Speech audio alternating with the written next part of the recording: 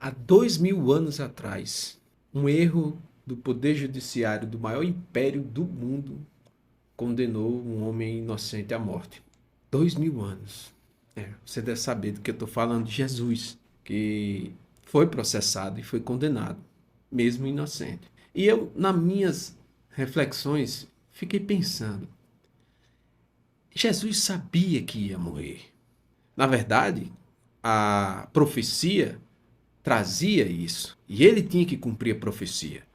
E o objetivo dele, o propósito dele aqui na terra era esse sacrifício. Morrer, ele podia morrer de várias formas. Mas ele sabia que, fazendo o que estava fazendo, quem ia condenar ele era o poder judiciário da época, através do Império Romano e o Sinédrio.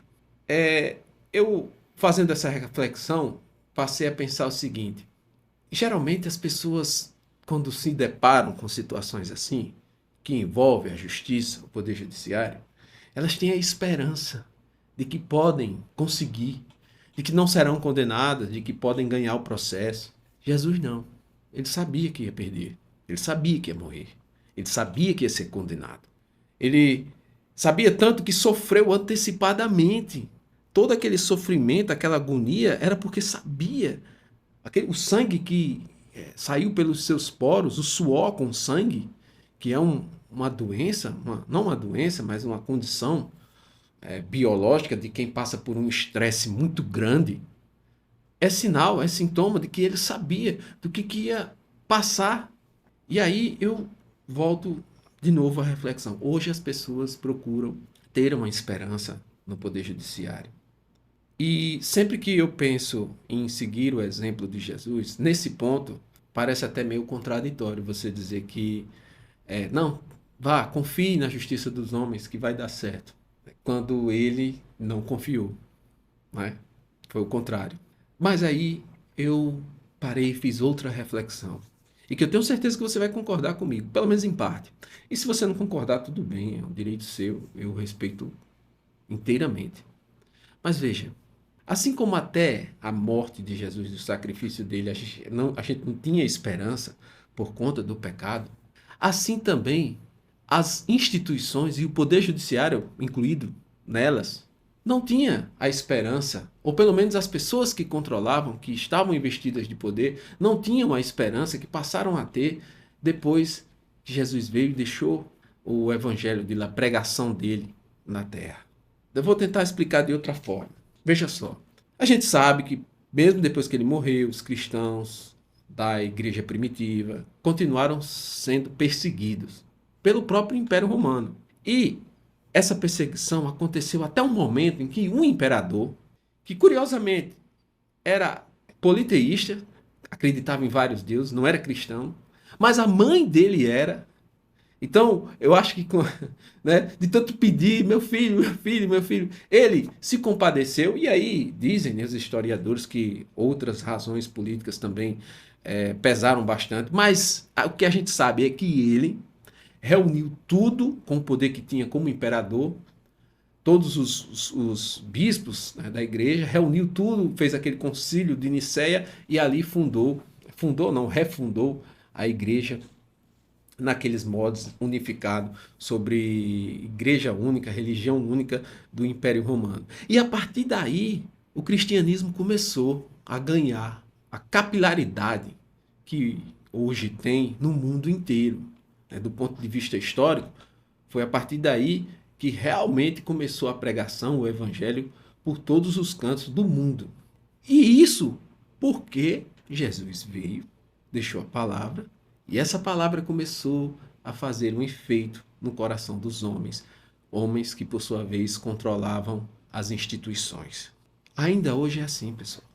Ainda hoje é assim. A gente nunca vai ficar livre do erro do poder judiciário, de uma pessoa inocente que é condenada, porque Jesus veio para tirar o pecado original, mas não nos tornou perfeitos. A gente ainda erra. Somos pecadores. E como é natural de uma pessoa que peca, é também natural que essa pessoa possa errar em qualquer âmbito ou atividade que ela faça na vida, inclusive julgando. Aliás, é no julgamento que a gente mais erra. Eu quero deixar para você a reflexão de que sempre que você for julgar alguém ou qualquer coisa, lembre-se primeiro de que foi através de um julgamento que um homem inocente morreu, executado, torturado. Então, se Jesus deixou essa mensagem de esperança, trouxe a esperança de uma salvação, tirando o pecado original, imagine, coloque também embutido com essa esperança, a esperança de também a gente ter uma melhora no Poder Judiciário, porque é possível sim. É possível, você primeiro tem que ter esperança, não é só reclamar. Quando eu era advogado, que eu não gostava das coisas que aconteciam comigo, eu pensei, pô, eu tenho que fazer alguma coisa.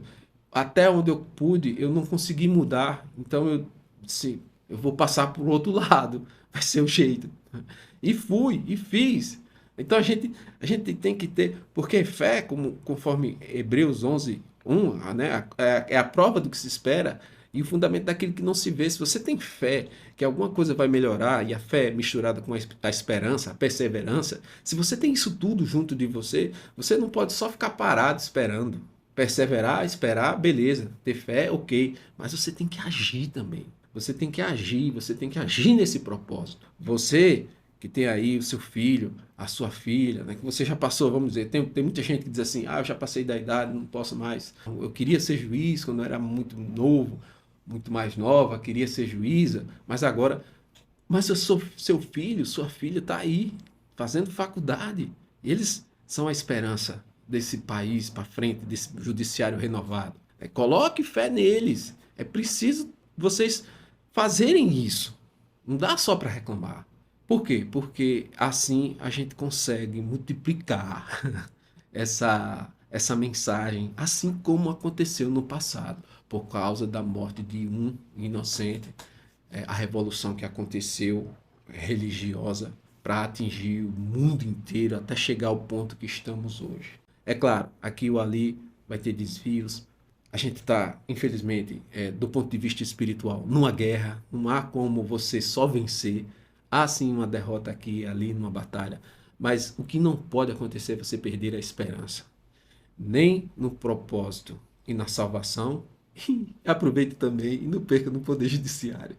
Beleza? Valeu!